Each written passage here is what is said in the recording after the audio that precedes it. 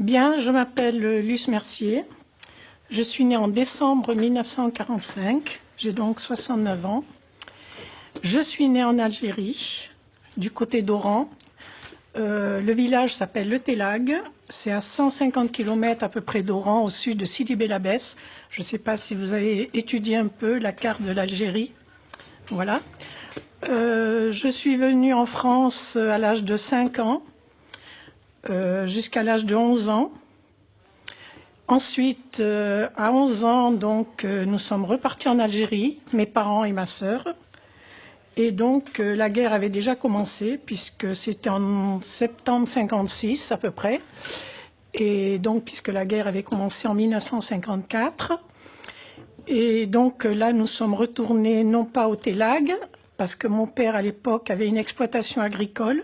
Mais vu les événements d'Algérie, c'était vraiment pas prudent d'aller dans un village, dans une ferme. Donc, nous nous sommes installés à Oran et nous sommes restés donc jusqu'en 1962, donc à l'indépendance de l'Algérie.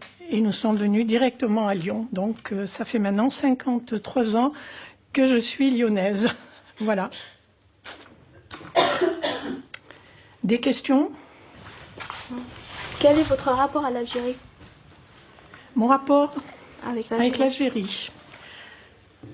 C'est une très bonne question. C'est mon pays natal. La France est mon pays, si vous voulez, administratif. Mais mon pays natal de cœur, c'est l'Algérie. Voilà.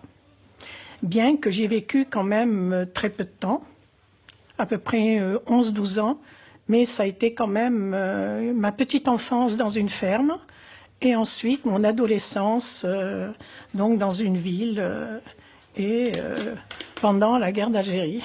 Voilà.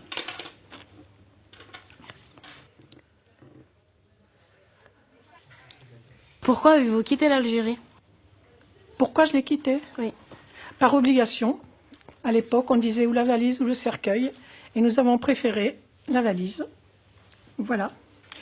C'est vrai que le premier président de la République algérienne, M. Ben Bella, au moment où il y avait un grand exode qui a commencé à peu près au mois d'avril-mai 62, avait dit « Vous, Français d'Algérie, restez en Algérie, nous allons rebâtir une Algérie nouvelle ».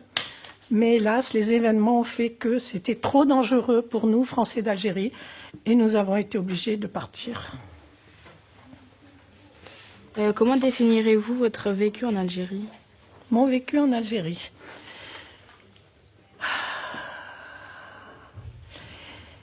Ben, j'avais un petit peu, comment vous dire, ma vie était un peu dédoublée, c'est-à-dire que j'avais ma vie d'adolescente, puisque j'avais à peu près votre âge, comme je vous disais, j'avais 16 ans. Donc, tout ce que ça comporte, les copines, l'école, les différentes activités. Je faisais un peu de danse classique, je faisais un peu de natation, etc. Et à côté de ça, ben, je vivais un petit peu, pas comme un petit soldat, mais quand même, j'essayais de me protéger, disons, comment vous dire, par rapport aux événements qui se déroulaient à côté de moi, puisque ma vie, c'était aussi pendant cette guerre, et j'étais obligée de m'adapter, quoi, en fait. Hein, voilà. Est-ce que vous avez eu des séquelles, enfin, par rapport à ce que vous avez vécu là-bas? Ce ne sont pas des séquelles. Dieu merci, ma famille et moi, nous en sommes sortis vivants, malgré que j'ai failli mourir 3 fois, quand même. Mais j'ai appris à grandir. Ça m'a fait grandir, ces événements. Ça m'a fait grandir parce que tous les jours, la vie pouvait s'arracher à moi. C'est-à-dire que j'ai vécu quand même ces 6 dernières années dans la violence extrême. Surtout la dernière année, où c'était plutôt une guerre civile entre les musulmans et les Français d'Algérie. Donc, c'était très dangereux pour moi, mais j'étais obligée de m'adapter. Et comme je vous dis, ça m'a fait grandir, c'est-à-dire que je me suis rendu compte, j'étais très jeune, mais je me suis rendu compte que la vie était très précieuse. Bien sûr que j'étais jeune, bien sûr que j'avais peu d'années derrière moi, mais quand on est jeune, on pense que rien ne peut nous arriver, qu'on est invincible, qu'on a toute la vie devant nous. C'est vrai, c'est vrai. Mais en situation de guerre, je me suis rendu compte que ma vie ne tenait pratiquement qu'à un fil et qu'il fallait quelque part essayer de la protéger. C'est-à-dire que ça m'a appris tout au long de ma vie, jusqu'à 69 ans aujourd'hui, à me protéger dans n'importe quelle situation. Et me protéger à tout niveau, hein, à tout niveau. Aussi bien, comment vous dire, des problèmes au travail, des peines de cœur, toute situation qui pouvait engendrer chez moi un mal-être ou quelque chose de violent, ben, j'ai essayé de l'écarter en me disant « Écoute ma fille, tu as vécu dans ta jeunesse des choses difficiles, tu es restée debout, vivante, donc aujourd'hui, eh ben, c'est pas permis que tu t'écroules pour des futilités en fait, parce que des problèmes de cœur ou des problèmes de travail ou autres, quelque part ce sont des futilités, hein, quand on regarde ce qui s'est passé avant. » Voilà, donc ça m'a appris à me protéger à tout niveau. Vous avez dit que vous avez failli mourir 3 fois. J'ai failli mourir 3 fois. Est-ce que vous pouvez nous raconter, enfin, si ça vous dérange pas, de nous raconter l'une de vos... Tout à fait, tout à fait. Tout à fait. Je ne sais pas dans l'ordre chronologique, mais peu importe. C'était aux environs de midi. Nous habitions sur une place à Oran. Maman me dit, ça va être midi, va chercher le pain. Ok, on avait une boulangerie qui était sur cette place. J'avais que la place à traverser en fait. Et je suis arrivée à la boulangerie. Il y avait 4-5 personnes. Tout d'un coup, on a entendu des cris. On a entendu des hurlements. On se demandait ce qui se passait, évidemment. Et on a vu que des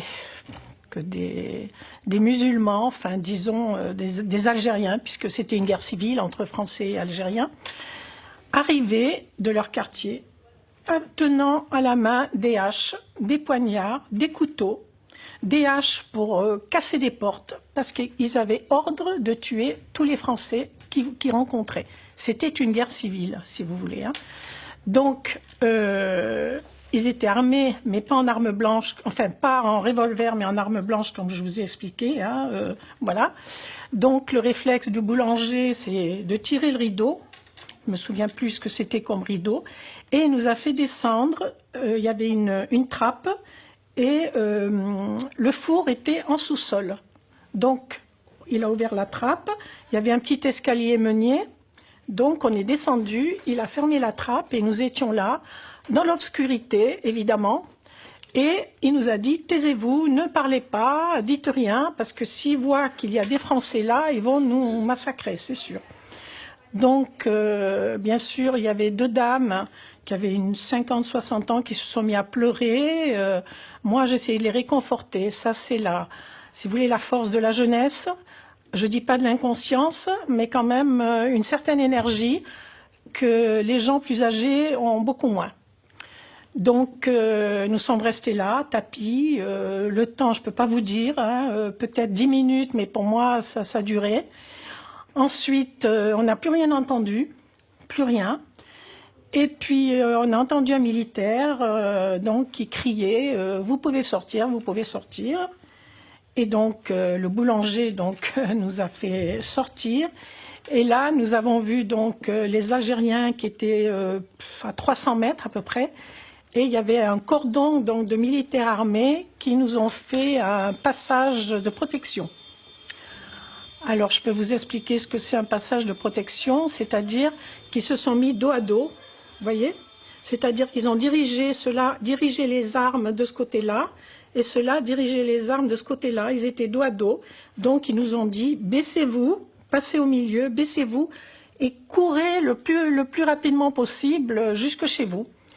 Et donc, petit à petit, ils faisaient évacuer donc, tous ces gens armés pour nous frayer ce passage. Donc je me suis baissée, j'ai couru jusqu'à la maison. Quand je suis arrivée, maman était décomposée, évidemment, hein, parce que j'allais mourir presque sous ses yeux. Voilà. Et Dieu merci, je m'en suis sortie. Ça, c'est une première fois.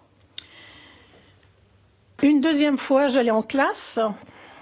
J'étais en 3e. Et donc, à 1h30, 2h, j'allais à l'école et j'ai entendu dans mes oreilles des balles siffler. Quand on dit les balles siffler, je les ai entendues.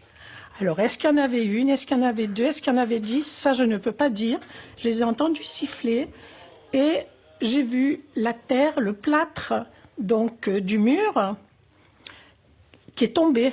Donc, là où les balles se sont infiltrées donc, dans le ciment, et c'est pour ça que la terre est tombée. Donc, j'ai vite couru jusqu'à l'école et j'y suis plus retournée.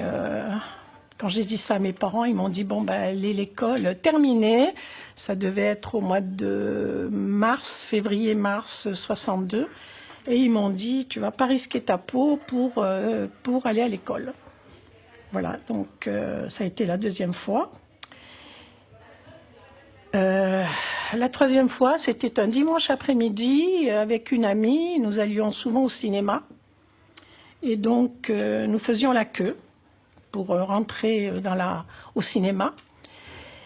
Et on a vu un terroriste sortir de son sac une grenade.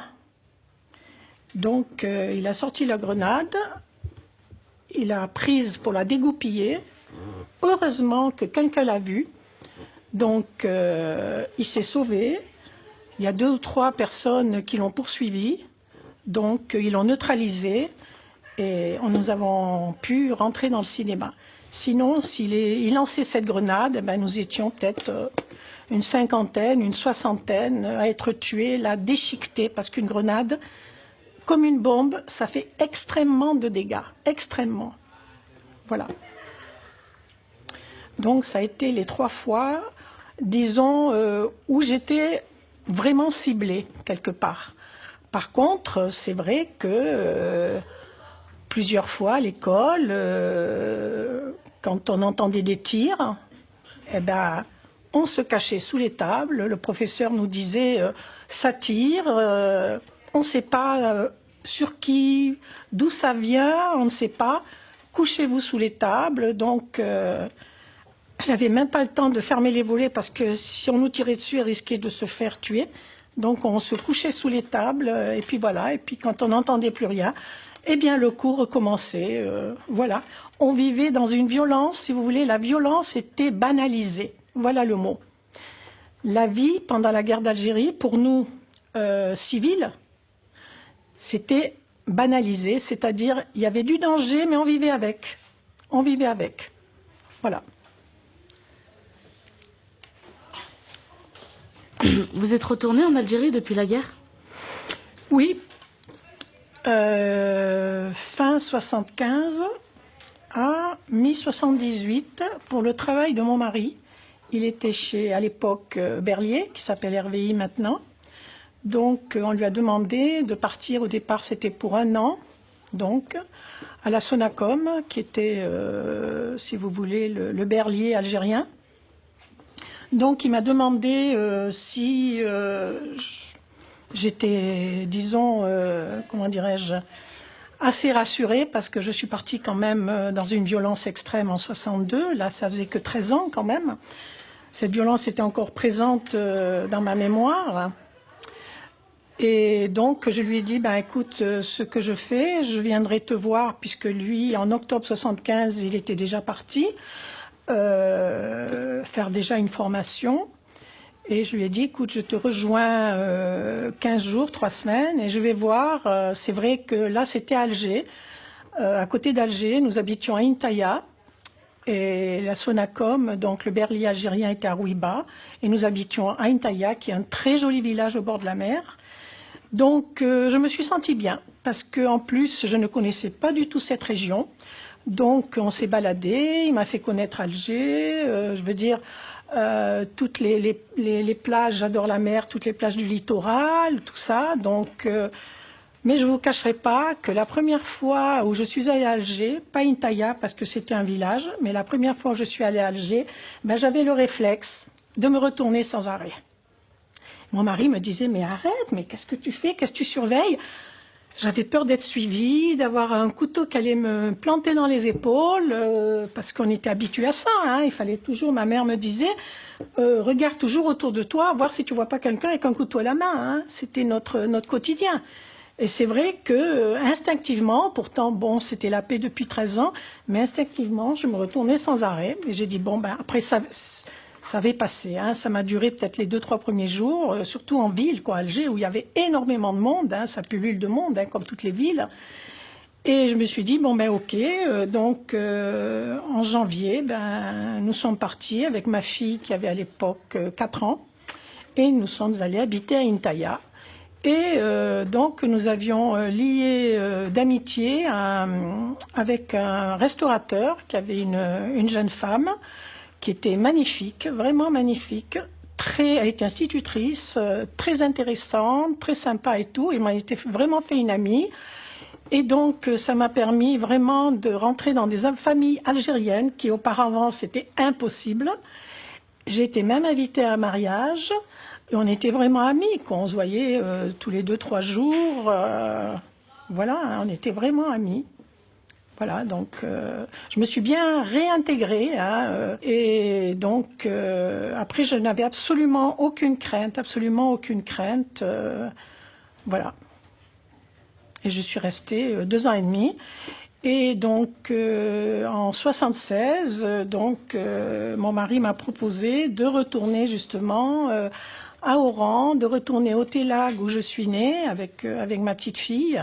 Nous avons logé à Ain El Turk, à côté d'Oran. Je ne sais pas si vous avez de la famille.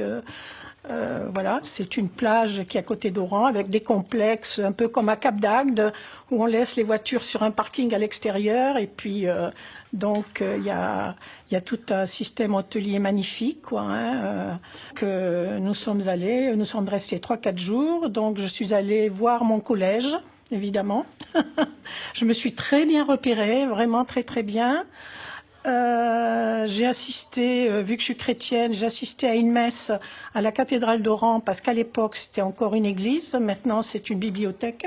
À l'époque c'était encore une église, mais là j'ai été assez chagrinée parce que les prêtres étaient en civil, ils n'avaient plus l'aube qu'ils avaient et puis qu'ils ont ici en France, hein, ils étaient en civil. Il y avait des curés un peu de toutes les nationalités et très peu de monde dans la cathédrale. Quelques vieilles personnes, donc pieds noirs, qui sont restées en Algérie, mais très très âgées. Hein. Et donc là, ça m'a quand même chagrinée parce que je me souviens de cette cathédrale où il y avait 3 ou 4 prêtres en aube avec des enfants de chœur. La cathédrale archi pleine, avec plein de lumière et tout. Quand j'ai fait ma communion, tout ça, c'était magnifique. Et là, ça m'a vraiment chagrinée de revoir cette cathédrale vraiment sous un autre aspect, quoi, en fait. Hein. Voilà. Donc, j'ai vu mon collège, évidemment. J'ai été voir la maison où nous habitions, mais j'ai pas voulu rentrer. De toute façon, mon mari m'a proposé d'aller sonner à la porte. Je lui ai dit non, sonner pour rentrer chez moi, ça va déjà me faire quelque chose. Et donc, ça me rappelait trop de souvenirs, donc je préfère pas.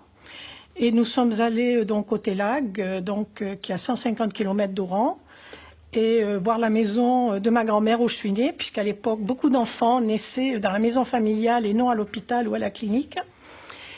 Et donc, nous avons pris des photos de l'extérieur. Nous ne sommes pas rentrés non plus. Nous n'avons pas sonné à la porte.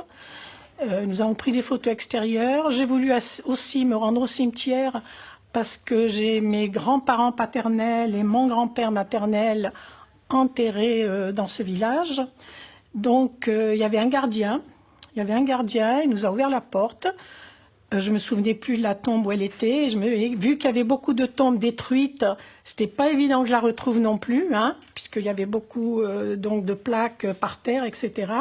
Donc j'ai dit à mon mari, tu prends cette allée, je prends celle-là, et tu regardes les noms, tout ça. Et j'ai eu la chance de trouver les 2 tombes, je dirais pas intactes, bien abîmées, mais quand même, il y avait encore la plaque avec le nom. Donc j'ai dit à ma petite fille qui avait 4 ans, il y avait des petites pâquerettes qui poussait dans l'herbe. Je lui ai dit, rassemble quelques fleurs. Le gardien est vite allé chercher un pot. Il nous a amené un pot avec de l'eau. Et on a mis les 4-5 petites pâquerettes qu'elle a ramassées dans le pot. Et nous avons mis ça sur les tombes. Voilà. Et donc après, j'ai envoyé ces photos un peu à toute la famille. Évidemment, c'était un peu triste, mais bon, c'était quand même... c'était comme ça, quoi. Voilà. Est-ce que votre parcours scolaire s'est bien déroulé? Mon parcours scolaire, j'étais très bonne élève. Hier, je me suis dit, tiens, je pourrais leur amener un bulletin. Puis j'ai dit, non, ça ne sert à rien quand même. Donc, le collège Ferdinand Buisson à Oran, j'étais très bonne élève, disons dans les 5 premières. Hein. À partir de la 4e, il y avait des accords, si vous voulez, entre le...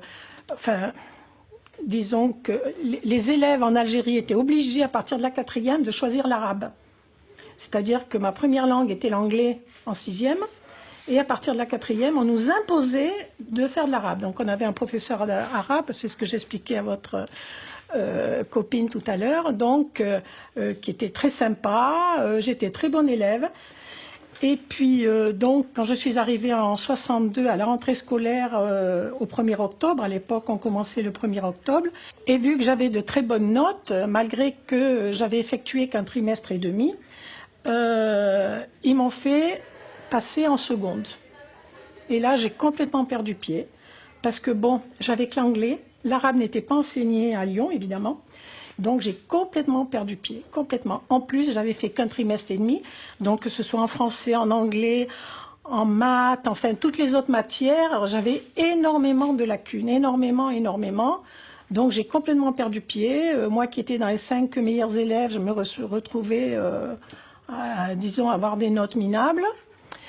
Je suis quand même passée en première parce que j'avais un an de retard, parce que comme j'expliquais à votre collègue en Algérie, quand on entrait en école primaire, il fallait avoir 6 ans révolus. Et vu que je suis née en décembre, au 1er octobre, je n'avais pas 6 ans. Donc je suis rentrée à l'école un an de retard par rapport à ici en France, effectivement. Donc ils n'ont pas voulu me faire doubler ma seconde, ils m'ont fait passer en première et ça a été la catastrophe. La catastrophe continuait, j'ai fait un trimestre et au mois de décembre, j'ai dit à mes parents, j'arrête. Donc, il y avait des professeurs qui ne comprenaient pas, mais bon, c'était comme ça. Hein. En plus, à l'époque, vous savez, dans ces lycées, c'était très strict, très... Puis c'était... Moi, le collège où j'étais à Oran, c'était un petit collège. Il y avait peut-être, je sais pas, 150, 200 élèves. Là, je me retrouvais peut-être avec 600 élèves, 800 élèves, des classes surchargées. C'était horrible, quoi. Je me sentais vraiment pas bien. En plus... mon arrivée en France, notre arrivée en France en tant que pied noir a été catastrophique, très mal accueillie. Donc ça n'a pas arrangé, disons, mon passage donc, dans ce lycée récamier. Et puis bon, après, j'ai fait une école commerciale, j'ai fait un CAP, un brevet de comptabilité. Et voilà. Mais je peux vous montrer maintenant ma photo de classe de 3e, non 4e, puisque 3e on n'avait fait qu'un trimestre, donc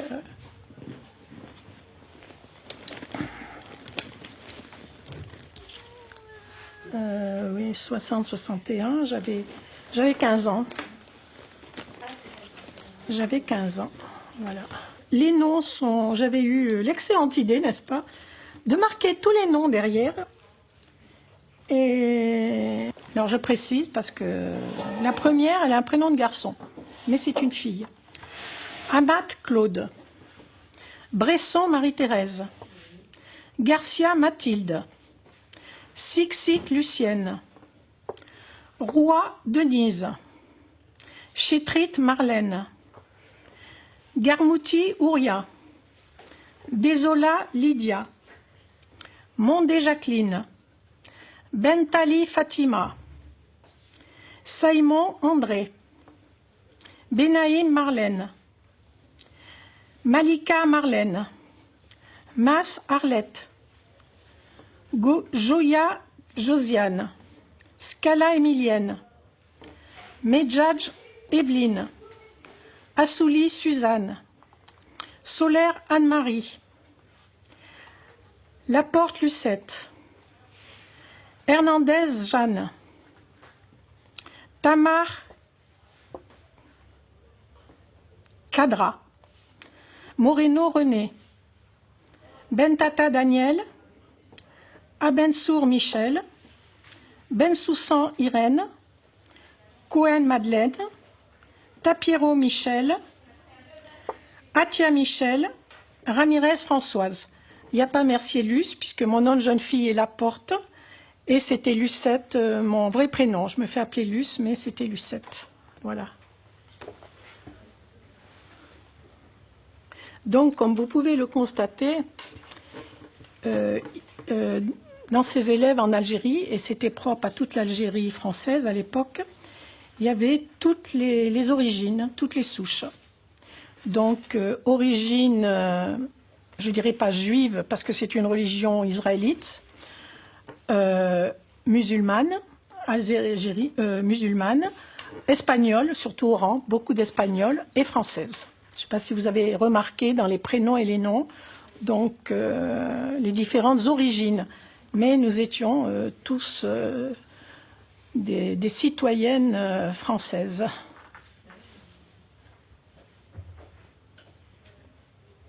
Alors, s'il y en a une qui me reconnaît, elle me le dira.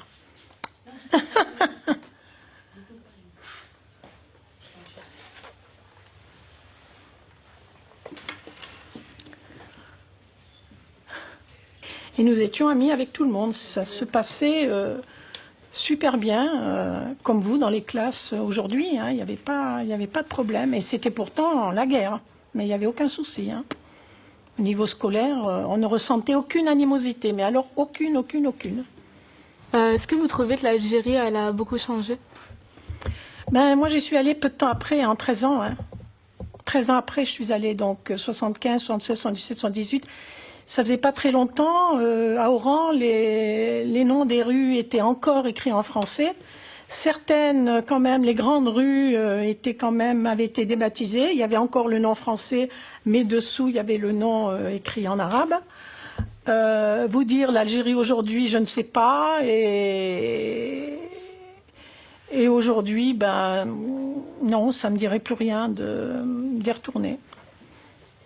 Parce que bon, je l'ai vu 13 ans après, 15 ans après. J'ai vu déjà un changement quand même, un changement. Mais non, à l'heure actuelle, non.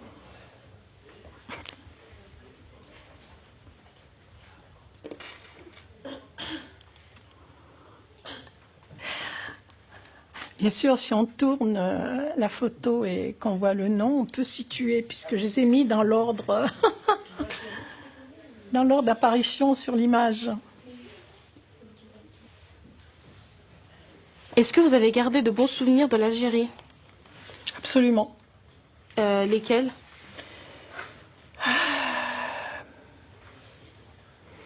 Lesquels? Ma famille proche, alors qu'aujourd'hui nous sommes dispersés, déjà. Des amis d'enfance. Bien sûr, j'ai des très bons amis lyonnaises, des amis que j'ai depuis 40 ans, pas 50 ans, mais depuis 30 ans, 40 ans, de très bonnes amies lyonnaises, c'est sûr. Et puis, je peux vous dire que, bon, c'est vrai que pendant la guerre d'Algérie, on pouvait pas